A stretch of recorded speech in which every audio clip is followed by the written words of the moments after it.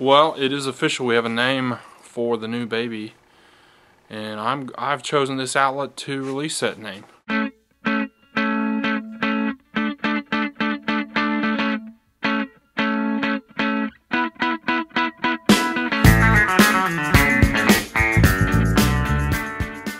Well, the new baby Davis will be here in a couple of weeks, and I've chosen this outlet to release the new baby's name.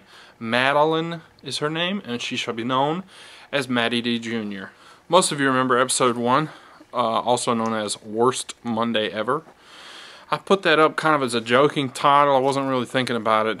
I didn't really mean it. I mean, it wasn't my worst Monday ever.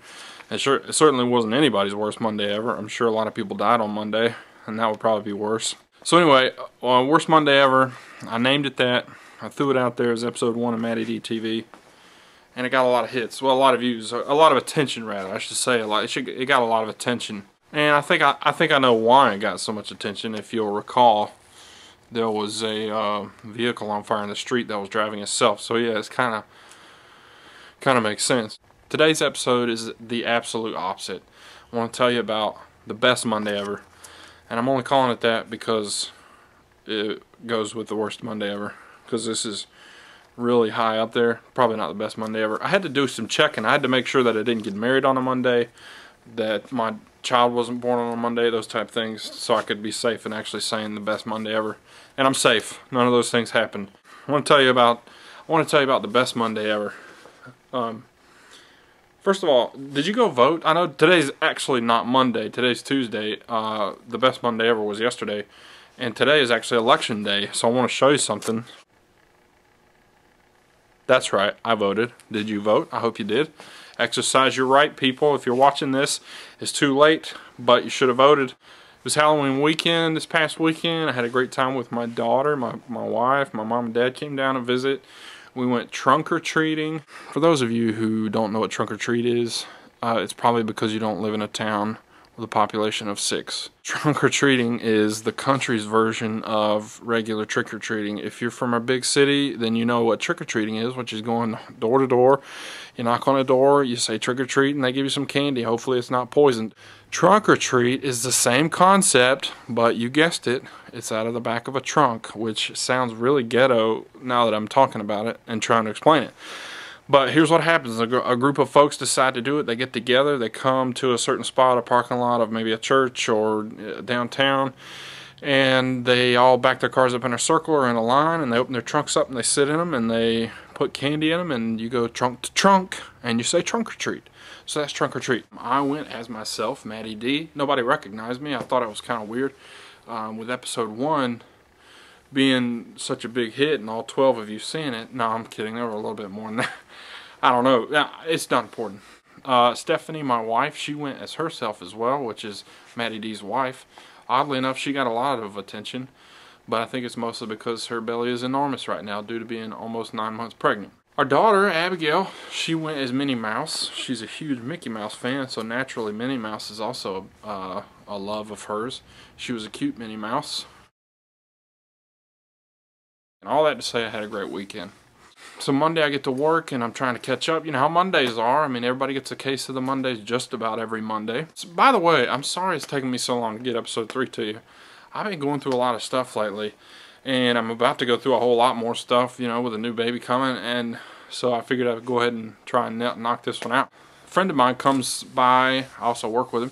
He comes by and says, hey, you want to go to Sir Pizza today for lunch? Which we don't do that often, but we do as much as we can. We love Sir Pizza. I personally love it. So we go to Sir Pizza, and my wife calls me and she says, hey, I've been invited to go to Sir Pizza as well. And I thought, well, that's kind of weird, but cool. Hey, let's all eat together. I mean, so I had a group of friends who got together. Some that could be there physically, some that couldn't be there physically, but participated in this. And man, one guy in particular, I've known him for a long time. He's one of my best friends. And I'm not going to say anything about who he is, because I don't know if he wants to be anonymous or not. I assume that he does. But anyway, some folks got together and they saw what happened to the truck when it burned up. And I'm trying not to get emotional in here.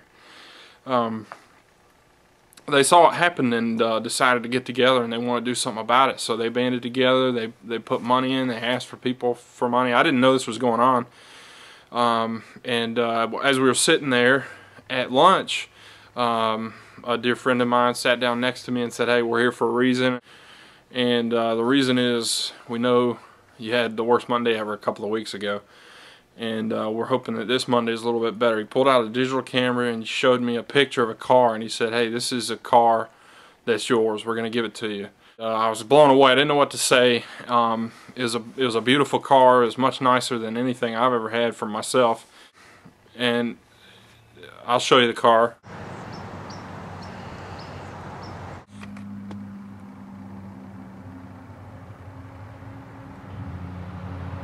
I was blown away. I didn't know what to say. They said that, you know, a group of folks, some close friends of mine, and I don't have all their names, but I know who most of you are, had come together and banded together and did something for us that was really special. And I don't know what else. Really don't know how to thank you guys.